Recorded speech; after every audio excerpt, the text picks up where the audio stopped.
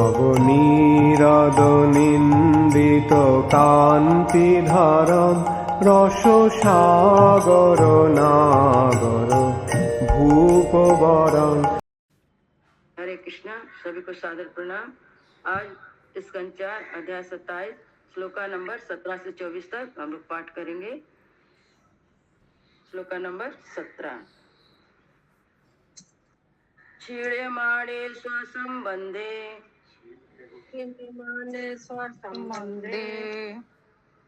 एकस्मिन् बहुर्भियुधा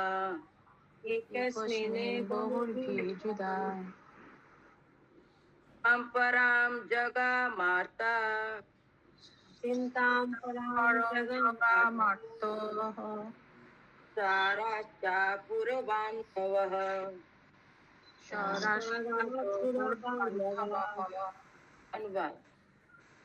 अनुवाद।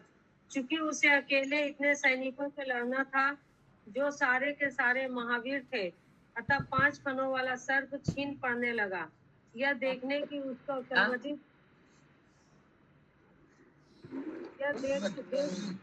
यह देख कर कि उसका सर्वाधिक निकट का अभिन्न मित्र छीन पड़ रहा है, राजा पुरंजन तथा उस नगरी में रहने वाले उसके सारे मित्र तथा नागरिक अत्यंत चिंतित हो उठे। हरे कृष्णा। यहाँ पर जो सैनिक थे, जो दिन होता हम लोग का 3 दिन और रात मिला के, यहाँ पे जो 720 दिया हुआ, एक साल में जो दिन है वो 720 उसके जो हम लोग का समय है उसको बताया गया सैनिक। और जो सर्प है, जो हमारे शरीर के अंदर 5 प्राण होते हैं ना, अब वो प्राण वायु जो 5 तरह के होते हैं ना, प्राण अपान व्यान उदान समान, 5 तरह का वायु हमारे शरीर में होता है। उस 5 को 5 मुंह वाला सर्प बताया गया। और 720 जो सैनिक है उसको दिन में दिन और रात मिला के 720 सैनिक थे। आगे पढ़िए माता जी। तात्पर्य: जीव तो शरीर के भीतर निवास करता है और शरीर के अंगों से अपने अस्तित्व को टिकाए रखने हेतु संघर्ष करता है, जिन्हें यहाँ पर नागरिक तथा मित्र की संज्ञा दी गई है। कोई मनुष्य अनेक सैनिकों से अकेला कुछ काल तक लड़ता रह सकता है, किंतु सदा के लिए नहीं। शरीर के भीतर जीव 100 वर्षों तक सौभाग्यवश सही ढंग से लड़ता रह सकता है, किंतु उसके बाद नहीं। इसके बाद जीव घुटने टेक देता है। इस प्रसंग में शील भक्ति विनोद ठाकुर ने गाया है: वृद्ध काल आओ ले सब सुख भागलो। वृद्ध काल आओ ले माता जी कवरे माता जी आप पढ़िए तो बंगला में अच्छा पढ़ेंगे। बंगला में माता जी करो माता जी। হ্যাঁ মাতাজি বলছি। এই প্রসঙ্গে শ্রীল ভক্তি বিনোদ ঠাকুর গেয়েছেন: বৃদ্ধকাল আওলো সব সুখ ভাগলো, বৃদ্ধকাল আওলো সব সুখ ভাগলো। हरी बोल माता जी, बहुत अच्छा। आगे पढ़े माता जी। जब मनुष्य बूढ़ा हो जाता है तो भौतिक सुख भोग पाना संभव नहीं रह जाता। सामान्यतः लोग सोचते हैं कि धर्म तथा धर्म निष्ठा जीवन के अंत समय आते हैं और उस समय लोग सामान्य रूप से अधिक ध्यान मग्न रहने लगते हैं और ध्यान के नाम पर विश्राम देने वाला यौगिक अभ्यास करते हैं। किंतु जिन लोगों ने इंद्र तृप्ति में जीवन बिताया है, उनके लिए ध्यान एक बहकावा मात्र है। जैसा कि भगवत गीता के 6ठे अध्याय में कहा गया है कि ध्यान और धारणा कठिन होता है और इसे युवा अवस्था से ही सीखना पड़ता है। ध्यान करने हेतु यह आवश्यक है कि मनुष्य सभी प्रकार के इंद्र तृप्ति से विमुख रहे। दुर्भाग्यवश ध्यान उन लोगों के लिए रीति बन गया है जो विषय वासनाओं में अत्यधिक लिप्त रहे। जीवन के लिए संघर्ष करते रहने से ऐसे ध्यान का कोई अर्थ नहीं रह जाता। कभी कभी ऐसी ध्यान विधियां आध्यात्मिक ध्यान है ऐसा मान लिया जाता है। जीव रूपी राजा पुरंजन ने कठिन जीवंत संघर्ष से उबकर अपने मित्रों तथा संबंधियों सहित दिव्य ध्यान की शरण ली। हरे कृष्ण। हरे कृष्ण माता जी। किसी को कोई प्रश्न है इसमें? इसमें बता रहे हैं, नारद मुनि बता रहे हैं राजा प्राचीन वैश्यत को कि अब पुरंजन बूढ़ा हो गया है, उसके सर में मतलब उसका शरीर मतलब छोटा, उसकी बुद्धि भी जा रही है, उसके जो शरीर के प्राण वायु वो भी सब संघर्ष कर रहे हैं, शरीर मतलब कमजोर होते जा रहा है, क्योंकि उसने अपने जीवन काल में कभी ध्यान धारणा नहीं किया। अब वो करना चाहता तो कर नहीं पाएगा, क्योंकि बचपन से जो भक्ति मतलब भक्ति में देरी से है कोई बात नहीं, लेकिन थोड़ा बहुत तो ज्ञान रहना चाहिए भगवान के प्रति। उसको भगवान के, क्योंकि भगवान हमारे जन्म के साथ साथ भगवान हमारे मृत्यु तक भी साथ साथ ही रहते हैं। श्लोका नंबर 18। सा एव पुर्यां मधु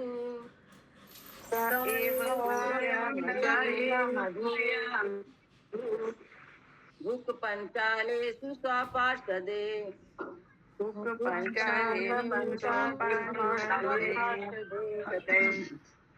उपनीतं बलिगृहन्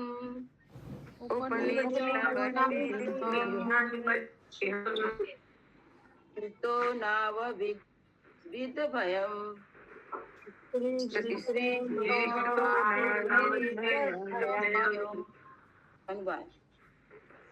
अनुवाद। राजा पुरंदर पंचाल नामक नगरी से कर एकत्र करता और भीतर भोग में लगा रहता। स्त्रियों के पूरी तरह बस में होने के कारण वह समझ ही नहीं पाया कि उसका जीवन बीता जा रहा है और वह मृत्यु के निकट पहुंच रहा है। हरे कृष्णा। माता जी कैसा कर इकट्ठा करता था? आगे आगे तात्पर्य प्रभुपाद जी बताएंगे। सरकारी व्यक्ति जीवन में राजा, राष्ट्रपति, सचिव तथा मंत्री सम्मिलित है। संचित किए जाने वाले कर का उपयोग अपनी इंद्र तृप्ति के लिए कर सकते हैं। श्रीमद् भागवत में कहा गया है कि कलयुग में राज्य के सारे कर्मचारी, राज्यजन तथा वे जो सरकार से संबंधित है और उच्च मंत्री, सचिव तथा राष्ट्रपति केवल इंद्र तृप्ति के लिए कर एकत्र करेंगे। सरकार का खर्च अधिक होता है और कर में वृद्धि किए बिना सरकारें चल नहीं सकती। जब कर एकत्र हो जाता है तो उसका उपयोग सरकारी अफसरों की इंद्र तृप्ति के लिए किया जाता है। ऐसे गैर जिम्मेदार अफसर यह भूल जाते हैं कि एक समय ऐसा आएगा जब मृत्यु आकर उनके सारे इंद्र सुख को अपने साथ लेती जाएगी। उनमें से कुछ लोग का विश्वास है कि जीवन के पश्चात सब कुछ समाप्त हो जाता है। यह नास्तिकता का सिद्धांत बहुत समय पूर्व चार्वाक नामक एक दार्शनिक ने चलाया था। उसने कहा था मनुष्य को चाहिए कि मांग कर, उधार लेकर अथवा चुरा कर ठाठ से रहना चाहिए। उसने यह भी कहा था कि मनुष्य को मृत्यु, अगले जीवन, विगत जीवन या फिर अपवित्र जीवन से भयभीत नहीं होना चाहिए, क्योंकि शरीर के जल जाने पर सब कुछ समाप्त हो जाता है। यह दर्शन उन लोगों का है जो भौतिकता में लिप्त रहने के अत्यधिक आदी है।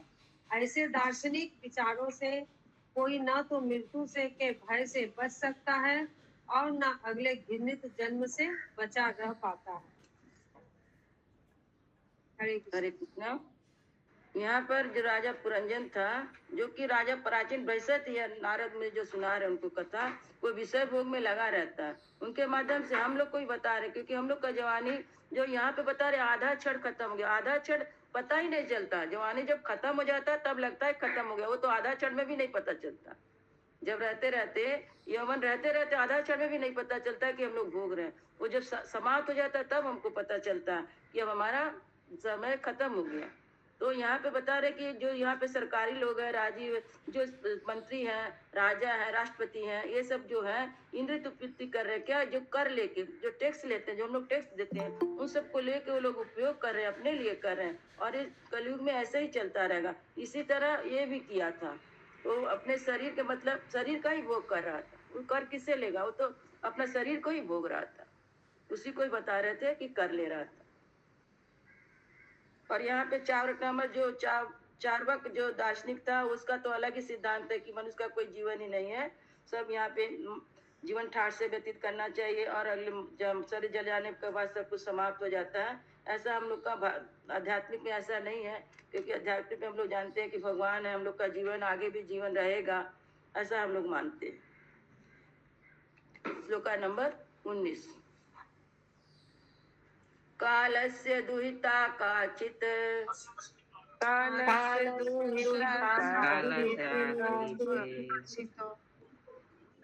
किं वरमिच्छते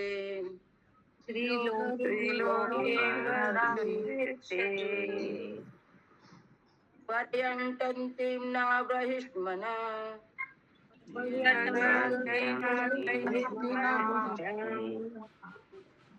नन्दत कश्चन।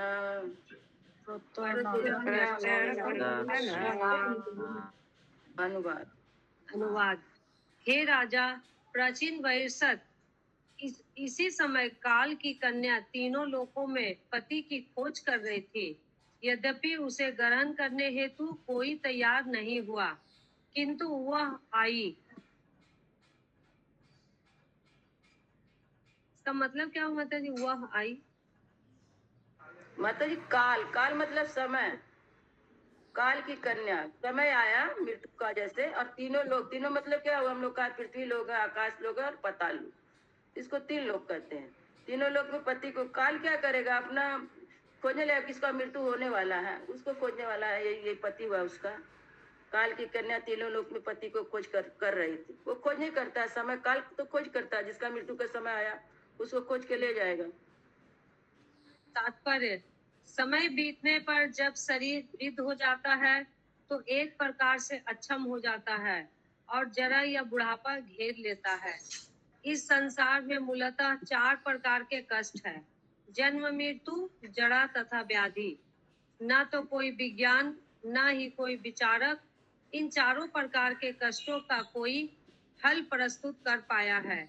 यहाँ पर जरा की अक्षमता को अलंकारिक ढंग से काल की कन्या के रूप में व्यक्त किया गया है।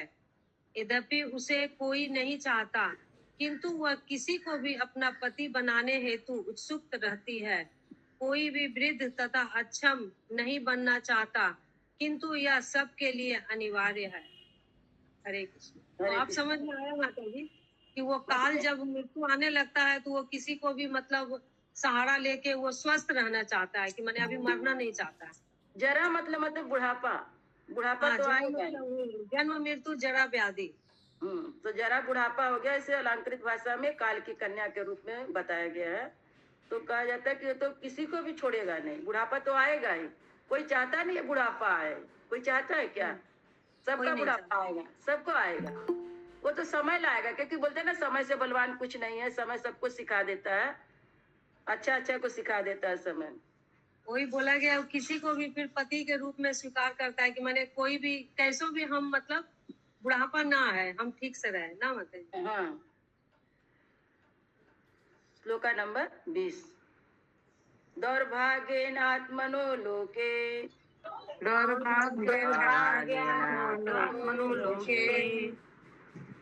विसुता दुर्भगे तिष्ठा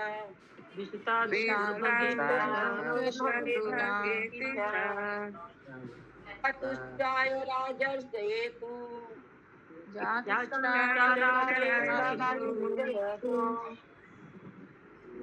दाता पूर्वे वरम।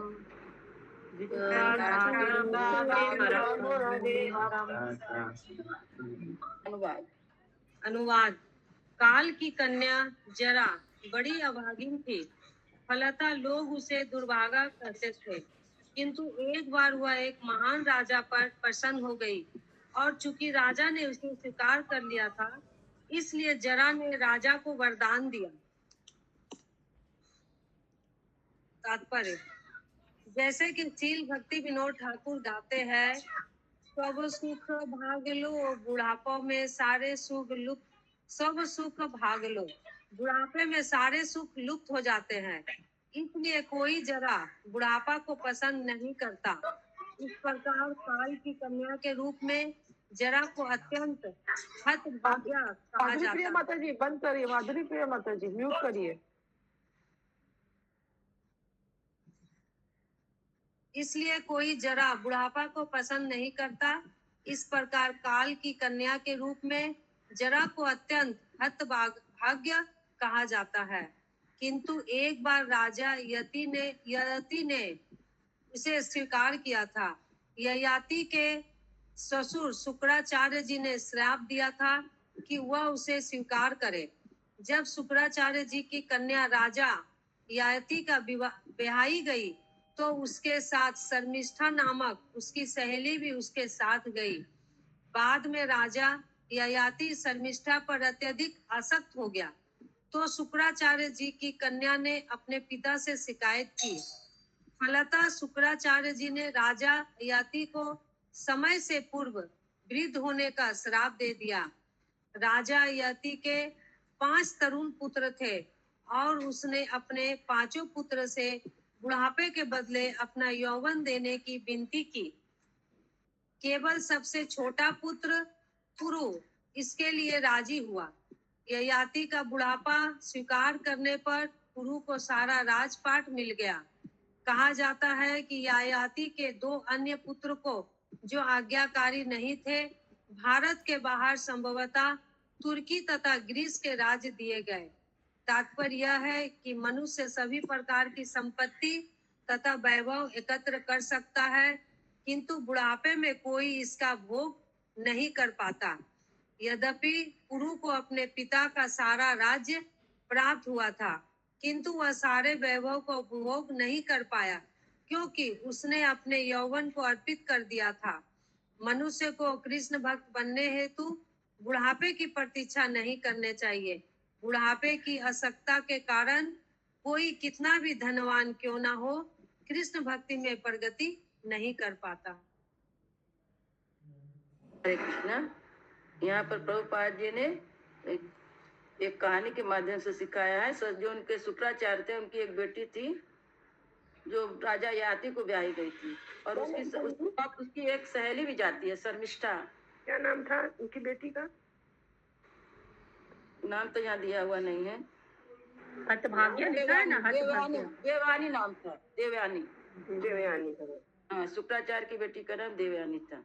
उसकी सहेली थी शर्मिष्ठा। वो साथ में गई थी परंतु राजा उसके प्रति आसक्त हो जाता है तो अपने पिता से आके शिकायत करती है तो उसके पिता क्या करते हैं उसको अपने दामाद को श्राप दे देते हैं कि तुम बूढ़ा हो जा। तो वो बूढ़ा हो जाते हैं तो उनके 5 पुत्र रहते हैं तो उनसे कहते हैं कि मेरे को जवानी अपना दे दो तुम। तो सबसे छोटा पुत्र जो रहता है पुरु उसको उनको अपना जवानी दे देता है। उनका बुढ़ापा खुद ले लेता है और लेने के बाद वो सारा मतलब जो राज था उनका सारा राज का स्वामी बन जाता है। यहाँ पे राज लेने का स्वामी मतलब कोई बुढ़ापा में कितना भी संपत्ति रहे वो भोग नहीं कर सकता। तो शरीर तो छीड़ होते जाएगा ना। इंद्रिया कभी कान आंख अच्छा देखेगी नहीं, कान सुन नहीं पाएगी, दांत निकल जाएगा, दांत से कुछ मुंह में खा नहीं पाएंगे, मतलब इंद्रिया तो रहेगी नहीं, असमर्थ हो जाती है इंद्रिया। इसलिए बोलते हैं कृष्ण भक्ति बनने तो बुढ़ापे को प्रतीक्षा नहीं करना चाहिए कि जब हम सारा काम कर लेंगे समेट लेके बुढ़ापे में भक्ति करेंगे। क्योंकि इंद्रिया शिथिल नहीं, इंद्रिया सब शिथिल हो जाएंगे, कमजोर हो जाएंगी। क्योंकि भक्ति करने के लिए भी तो पुरुषार्थ चाहिए। भक्ति ऐसे थोड़ी न हो जाता, भक्ति करने में भी मेहनत लगता है। तो कहते हैं कि बुढ़ापा की आसक्ति के कारण कितना भी धनी धनवान क्यों ना हो कृष्ण भक्ति नहीं कर सकता। कृष्ण भक्ति कर भी नहीं सकता फिर उसका शरीर भी साथ नहीं देगा।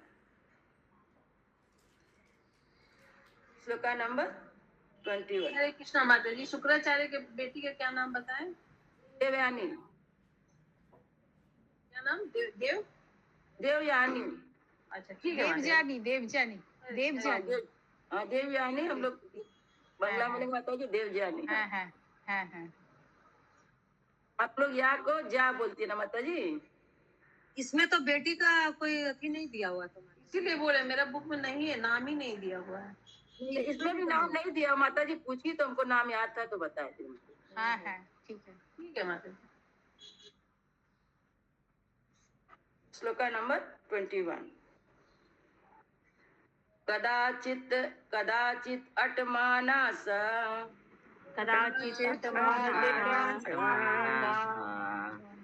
ब्रह्मलोकान् महिं गतम्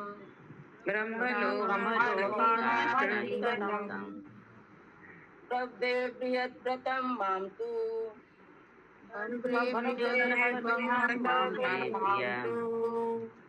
जानाति काममोहितः।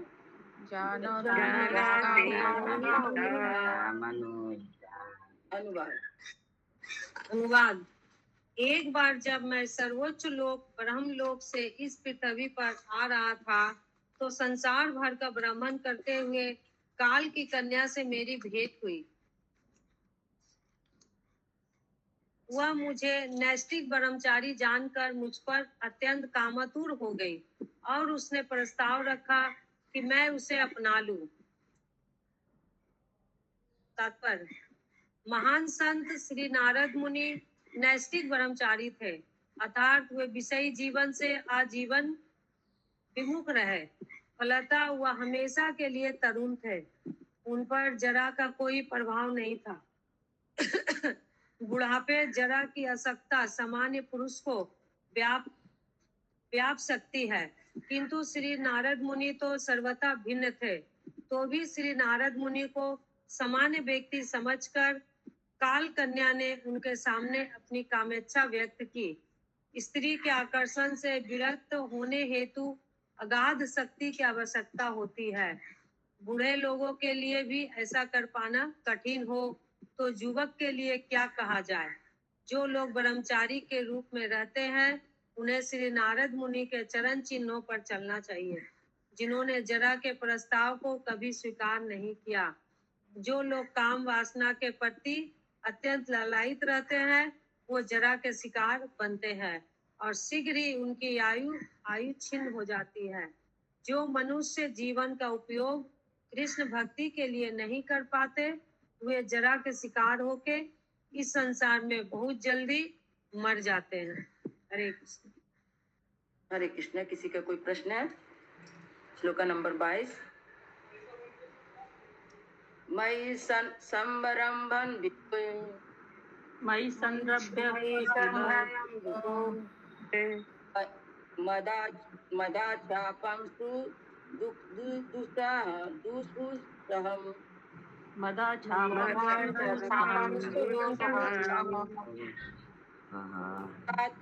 स्थातुमर्हसि न तत्र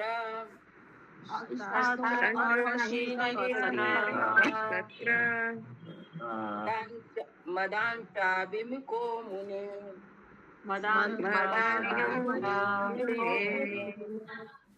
अनुवाद। श्री नारद मुनि ने आगे कहा, जब मैंने उसकी प्रार्थना अस्वीकार कर दी तो वह मुझ पर अत्यंत क्रुद्ध हुई और मुझे घोर श्राप देने लगी। चूंकि मैंने उसकी प्रार्थना अस्वीकार कर दी थी, अतः उसने कहा कि मैं किसी एक स्थान पर अधिक काल तक टिक नहीं सकूंगा। तात्पर्य, महान संत श्री नारद मुनि को दिव्य देह प्राप्त थी, अतः उन पर जरा, रोग, जन्म तथा मृत्यु का कोई प्रभाव नहीं पड़ सकता था। श्री नारद मुनि श्री भगवान के सर्वाधिक दयावान भक्त है और उनका एकमात्र कार्य है सारे ब्रह्मांड में विचरण करना तथा भगवत भक्ति का उपदेश करना। दूसरे शब्दों में, उनका एकमात्र कार्य हर एक को वैष्णव बनाना है। अतः उन्हें किसी भी स्थान पर उपदेश देने के बाद रुकने की आवश्यकता नहीं होती है, क्योंकि वे अपने इच्छा अनुसार पहले से सारे ब्रह्मांड का विचरण करते रहते हैं। इसलिए काल कन्या का श्राप सौभाग्यपूर्ण बताया गया है। श्री नारद मुनि के ही समान अन्य अनेक भक्त विविध ब्रह्मांडों में भिन्न भिन्न स्थानों में श्री भगवान की महिमा का उपदेश करने में लगे हुए हैं। ऐसे महापुरुषों पर भौतिक नियम लागू नहीं होते। हरे कृष्ण। हरे कृष्ण माता जी। बोलिए माता जी, नारद मुनि को तो दक्ष भी तो श्राप दिया था कि एक जगह स्थिर नहीं रहोगे, जगह जगह आप एक जगह शांति। उनको तो वो भी श्राप किए, ये भी श्राप किए। दक्ष भी तो श्राप दिया था, क्योंकि उनके सारे पुत्रों को ब्रह्मचारी बना दिए थे। यहाँ भी श्राप मिला उनको। यहाँ पे तो ये लिखा हुआ माता। श्लोका नंबर 23।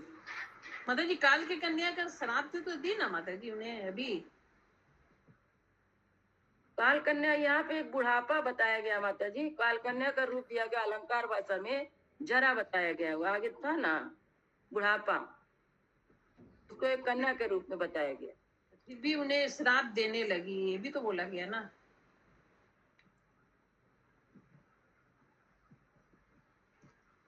कि श्राप भी उनके सौभाग्यपूर्ण बन गया, क्योंकि वो तो पहले से ही ब्रह्मांड में यहाँ वहाँ विचरण कर ही रहे थे। ये अनुवाद में भी दिया हुआ, पढ़ के देखिए अनुवाद को। तात्पर्य में दिया। पहले से तो एक था, ये दूसरा भी मिल गया, उससे फर्क क्या पड़ा है? तो वही एक ही हुआ, दोनों मिला तो एक ही हुआ, तो दोनों। हाँ माता जी। ततो विहत संकल्पा, ततो विहत संकल्पा कन्या का यवनेश्वर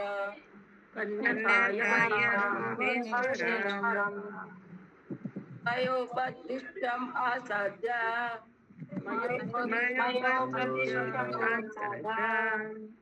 ब्रवे नामना भयम पतिम।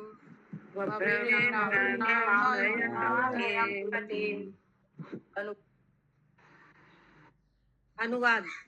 इस प्रकार जब वह मेरी ओर से निराश हो गई तो मेरी अनुमति से वह यवनों के राजा के पास गई, जिसका नाम भय था, और उसे ही अपने पति रूप में स्वीकार कर लिया। तात्पर्य। परम वैष्णव होने के कारण श्री नारद मुनि अन्यों का हित करने हेतु सदैव उद्यत रहते हैं, भले ही कोई उन्हें साप क्यों ही न दे रहा हो। यद्यपि काल कन्या को श्री नारद मुनि ने मना कर दिया था, किंतु उसे शरण प्रदान की गई। एक वैष्णव के अतिरिक्त ऐसी हतभाग्या कन्या को भला और कौन शरण दे सकता है। जब जरा का आक्रमण होता है तो हर व्यक्ति क्षुद्र बनकर समाप्त होने लगता है। श्री नारद मुनि ने एक ही बार में काल कन्या को शरण दी और सामान्य कर्मियों पर भी करारा प्रहार किया। यदि कोई श्री नारद मुनि के उपदेशों को मानता है तो उनकी कृपा से भय का सागर हट जाता है। हरे कृष्णा। एक बार इसको बोलिए ना। क्या बोलना माता जी? तो इस तात्पर्य को एक बार। ठीक है, एक बार और पढ़ दीजिए माता जी। तात्पर्य। परम वैष्णव होने के कारण श्री नारद मुनि अन्यों का हित करने हेतु सदैव उद्यत रहते हैं, भले ही कोई उन्हें साप ही क्यों न दे रहा हो। यद्यपि काल कन्या को श्री नारद मुनि ने मना कर दिया था, किंतु उसे शरण प्रदान की गई। एक वैष्णव के अतिरिक्त ऐसी हतभाग्य कन्या को भला और कौन शरण दे सकता है। जब जरा का आक्रमण होता है तो हर व्यक्ति शूद्र बनकर समाप्त होने लगता है। श्री नारद मुनि ने एक ही बार में काल कन्या को शरण दी और सामान्य कर्मियों पर भी करारा प्रहार किया। यदि कोई श्री नारद मुनि के उपदेशों को मानता है तो उनकी कृपा से भय का सागर हट जाता है। हरे कृष्णा। यहाँ पे एक लाइन जो है देखिए, समान कर्मियों पर करारा प्रहार किया गया। कर्मी मतलब सिर्फ काम करने में व्यस्त रहते हैं, भौतिक इंद्रिय तृप्त करने में व्यस्त रहते हैं, इच्छाएं बढ़ाते रहते हैं, ऐसे लोगों के ऊपर मतलब बुढ़ापा का जब प्रहार हुआ तो बोलते करारा प्रहार किया गया। क्योंकि बुढ़ापा तो आएगा, हम लोग सोचते थे कि हम लोग बूढ़े होंगे, ऐसे नहीं, वो काम करते जाते, काम को बढ़ाते ही जाते हैं, तो इसी पर उन पर प्रहार किया गया। और नारद मुनि तो उनको तो स्वीकार नहीं किया था, तो फिर उनको लिखा गया है नारद मुनि उनकी शरण दिए, दूसरे के शरण में दिए ना, तो भक्तों के शरण, वैष्णव के शरण में उसको दिए। यवनों के राजा के पास तो उन्होंने अपने पति के रूप में, यवन के राजा तो उन्हें पति के रूप में स्वीकार किया ना, तो नारद मुनि तो मैंने कैसे शरण दी, ये नहीं समझ में आया। यवन के राजा जिसका नाम भय था, शरीर के अंदर भय रहता है कि नहीं माता जी? शरीर के अंदर डर रहता है ना, उसको एक वैष्णव को दिए, नारद मुनि जी वैष्णव के शरण में उसको दिए और कर्मियों के ऊपर प्रहार किए। जो कर्मी था उसके ऊपर प्रहार किए। देखिए यवनों के राजा के पास गए जिसका नाम भय था, उसने उसे अपने पति के रूप में स्वीकार किया। क्योंकि हमारे शरीर के अंदर ही सारे लक्षण है, सब बता रहे हैं। शरीर के अंदर अलग से कोई नहीं है, कोई राजा ऐसा नहीं है। यवनों के राजा उसका नाम क्या था? भय था नाम था उसका। तो यवन मतलब हम लोग का ये एक मुस्लिम को ही ना बोलते हैं माता जी? माता जी इतना तो यवन बोलते हैं, यवन तो मुस्लिम को ही बोलते हैं माता जी। तो वैष्णव कैसे हुआ, उसके शरण में कैसे चले, तो कैसे दिया गया उनको शरण? माता जी इतना तो हमें नहीं पता है।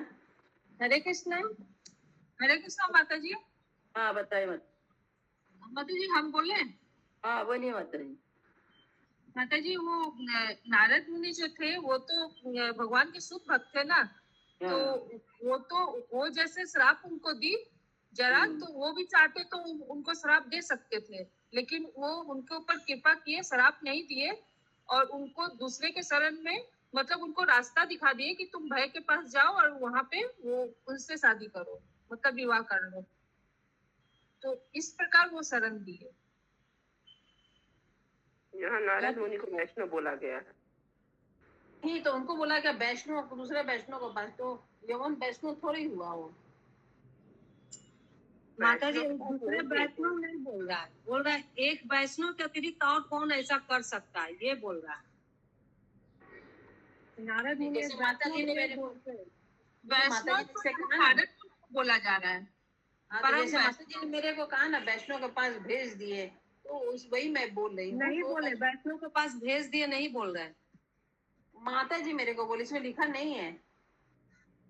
शरण प्रदान की माता जी, शरण प्रदान की वैष्णव के अतिरिक्त ऐसे लिखा हुआ माता जी, उन्होंने शरण प्रदान की।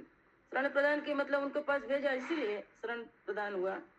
इसका अर्थ क्या होगा माता जी, आप बताइए। शरण प्रदान जैसे एक वैष्णव के अतिरिक्त ऐसी हत्यभागा कन्या को भला और कौन शरण दे सकता है।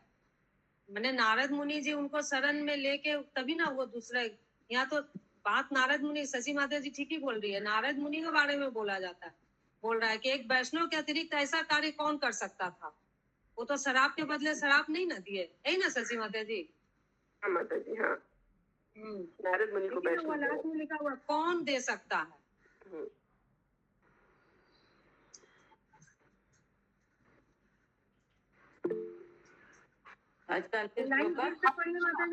एक वैष्णव के अतिरिक्त ऐसी हतभागा कन्या को भला और कौन शरण दे सकता है। ये शरण का बात हो गया। एक वैष्णव है, उनको शरण दिया ना, उनको शरण तो वैष्णव दिया गया, तो शरण तो यवन के पास गई तो उन्होंने उसको स्वीकार किया। आप गलत समझ रहे हैं, शरण दिया नहीं लिखा हुआ है, लिखा हुआ है कौन दे सकता है शरण।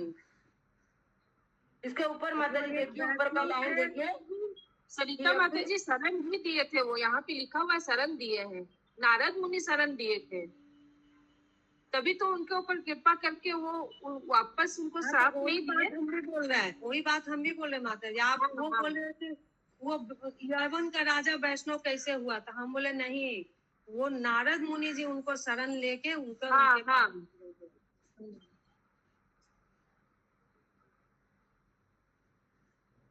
হরে কৃষ্ণ মাতাজি।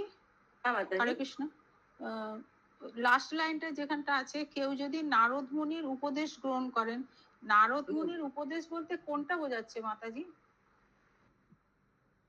कोई नैष्ठिक ब्रह्मचारी थे माता जी, जो नैष्ठिक ब्रह्मचारी थे उन्होंने स्वीकार नहीं किया। उनका जो नैष्ठिक ब्रह्मचारी है उनके ऊपर बता रहे हैं कि उनको ऐसा करना चाहिए। अच्छा अच्छा ठीक है।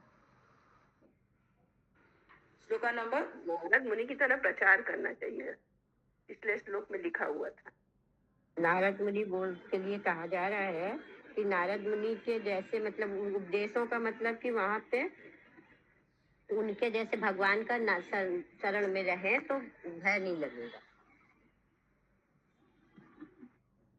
माताजी ठीक है। आज का अंतिम श्लोक 24। शुभम यौवना नाम त्वाम सबम यवनानां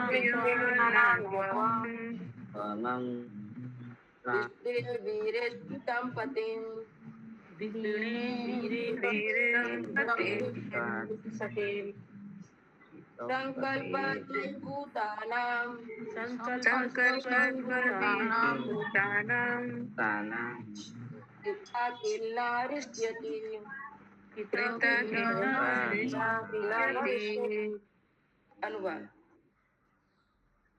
अनुवाद। यवनों के राजा के पास पहुंचकर काल कन्या ने उसे महान वीर रूप में संबोधित करते हुए कहा, हे महाशय, आप अछूतों में श्रेष्ठ है, मैं आपको प्रेम करती हूँ, और आपको पति रूप में ग्रहण करना चाहती हूँ। मैं जानती हूँ कि यदि कोई आपसे दोस्ती करता है तो वह निराश नहीं होता। तात्पर्य, यवना नाम ऋषभ शब्द यवनों के राजा के सूचक है। यवन तथा मलेच्छ शब्द उन लोगों के लिए प्रयुक्त होते हैं जो वैदिक नियमों का पालन नहीं करते। वैदिक नियमों के अनुसार मनुष्य को प्रातः काल जल्दी उठकर स्नान करना चाहिए, हरे कृष्ण का जाप करना चाहिए, अर्चा विग्रह की मंगल आरती करना चाहिए, वैदिक साहित्य पढ़ना चाहिए, प्रसाद ग्रहण करना चाहिए और अर्चा विग्रह का साज श्रृंगार करने में लग जाना चाहिए। मनुष्य को मंदिर के खर्च के लिए भी धन का संग्रह करना चाहिए और यदि वह गृहस्थ है तो ब्राह्मण, क्षत्रिय, वैश्य तथा शूद्र के निर्दिष्ट कार्य करने चाहिए। इस प्रकार उसे आध्यात्मिक सूझबूझ का जीवन बिताना चाहिए। यही वैदिक सभ्यता है। जो इन सारे नियमों का पालन नहीं करता वही यवन या मलेच्छ कहलाता है। हमें इन शब्दों से किन्हीं अन्य देशों की जातियां नहीं समझना चाहिए। उनके लिए राष्ट्रीयता कोई सीमा नहीं है, कोई भारत में रहे या बाहर। यदि वह वैदिक नियमों का पालन नहीं करता वह मलेच्छ या यवन कहलाता है। जो मनुष्य वैदिक नियमों में बताए गए स्वच्छता संबंधी नियमों का पालन नहीं करता उसे अनेक छूताछूत के रोग होते रहते हैं। चूंकि कृष्ण भावना अमृत आंदोलन में अनुयायियों को वैदिक नियम पालन करने की सलाह दी जाती है, इसलिए वे संभवतः स्वस्थ रहते हैं। यदि कोई मनुष्य कृष्ण भक्त है तो वह 70-80 वर्ष का होकर भी तरुण की भांति कार्य कर सकता है। इस प्रकार काल कन्या किसी वैष्णव को प्रशस्त नहीं कर सकता। श्री कृष्णदास कविराज गोस्वामी जब बहुत बूढ़े हो गए तब उन्होंने श्री चैतन्य चरितमृत लिखना प्रारंभ किया। फिर भी उन्होंने भगवान श्री चैतन्य की लीलाओं के संबंध में सबसे अद्भुत साहित्य प्रस्तुत किया। श्रील रूप गोस्वामी तथा श्रील सनातन गोस्वामी ने भी अपने आध्यात्मिक जीवन के शुभ आरंभ अत्यंत वृद्ध अवस्था में किया, अर्थात जब वे अपने वृत्ति पारक कार्य और पारिवारिक जीवन से मुक्त हो चुके थे। तब फिर भी उन्होंने आध्यात्मिक जीवन की उन्नति के लिए प्रचुर मूल्यवान साहित्य प्रस्तुत किया। इसकी पुष्टि श्रील श्रीनिवास आचार्य द्वारा गोस्वामियों की प्रशंसा से होती है। नाना शास्त्र विचारे न कणि पूर्णो सद समर्थ संस्थापक। हरे कृष्णा। इंद्रावती माता जी आप ये वाला पढ़िए, बहुत अच्छा श्लोक है।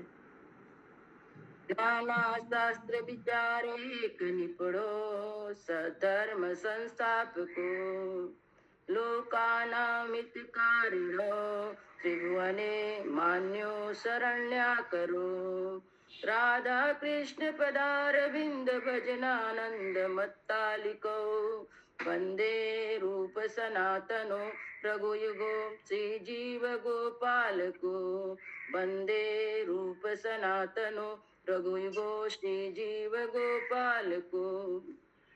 ये कहाँ का श्लोक है माता जी? गोस्वामी सत गोस्वामी अष्टक, सत गोस्वामी अष्टक गोस्वामी वाले में है। हाँ, बहुत अच्छा श्लोक।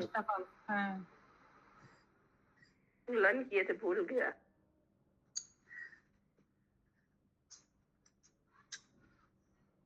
पढ़िए माता जी आगे। सरिता माता जी। मैं 6 गोस्वामियों श्रील सनातन गोस्वामी, श्रील रूप गोस्वामी, श्रील रघुनाथ भट्ट गोस्वामी, श्रील रघुनाथ दास गोस्वामी, श्रील जीव गोस्वामी तथा श्रील गोपाल भट्ट गोस्वामी को सादर नमस्कार करता हूँ, जो मानवता के कल्याण हेतु शाश्वत धार्मिक नियमों की स्थापना के उद्देश्य से शास्त्रों की सूक्ष्मता पूर्वक छानबीन करते रहते हैं। इस प्रकार उनका तीनों लोकों में सम्मान है। वे शरण लेने योग्य है क्योंकि वे गोपियों के भाव में मग्न रहते हैं और राधा कृष्ण के दिव्य सेवा में लगे रहते हैं। हरे कृष्णा माता जी। यहाँ पे मैं किसके लिए आया है? कौन मैं बोल रहा है ये?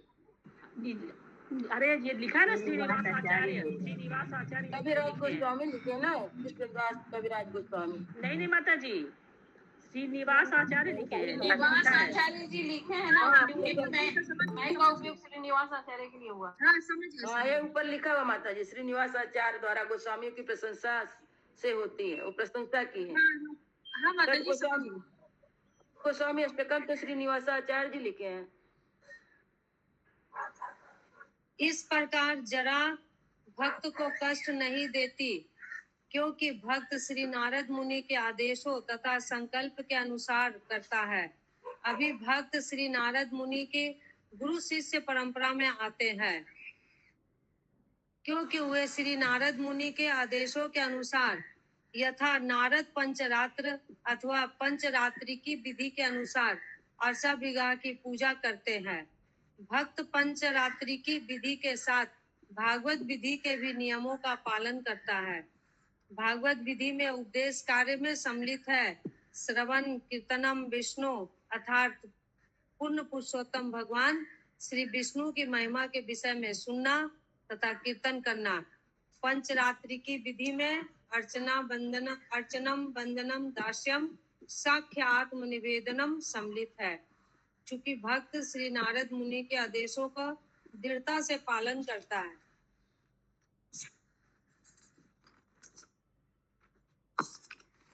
हरे कृष्णा। इंद्रावती माता जी, ये यहाँ जो लिखा हुआ है 2 तरह के हैं, भगवत भक्त पंचरात्रि की विधि और भागवत विधि। तो भागवत विधि के उपदेश में श्रवणम कीर्तनम आता है विष्णु, और दूसरा वाला लाइन जो है वो पंचरात्रिक विधि है। हाँ, ये जो भागवतम विधि माता राधा कृष्ण का पूजा को भागवतम विधि बोलते हैं। और पंचरात्रि पूजा जो नियम से हम लोग पूजा करते हैं, जो होता है ना एक के बाद एक, उस पूजा को नारद जी द्वारा पंचरात्रि विधि सिखाया माने गया। कि नवधा भक्ति का पहला लाइन जो है वो भागवत विधि है, और दूसरा लाइन जो है पंचरात्रिक विधि है ना माता जी। हाँ माता जी। बड़ी माता जी आगे। इसलिए उसे जरा रोग या मृत्यु का भय नहीं रहता। वह देखने में भले ही वृद्ध होता लगे, किंतु उस पर सामान्य मानवों द्वारा बुढ़ापे में अनुभव किए जाने वाले जरा के लक्षणों का प्रभाव नहीं होता। फलस्वरूप बुढ़ापा भक्त को मृत्यु से भयभीत नहीं बनाता, जितना कि सामान्य व्यक्ति मृत्यु से भयभीत रहता है। जब जरा किसी भक्त के शरण ग्रहण करती है तो काल कन्या भक्त के भय को कम कर देती है। भक्त जानता रहता है कि मृत्यु के बाद उसे श्री भगवान के धाम वापस जाना है, अतः उसे मृत्यु का भय नहीं रहता।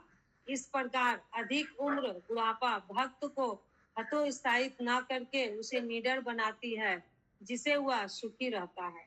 हरे कृष्ण। ग्रंथराज भागवतम की जय। श्रीला प्रभुपाद की जय।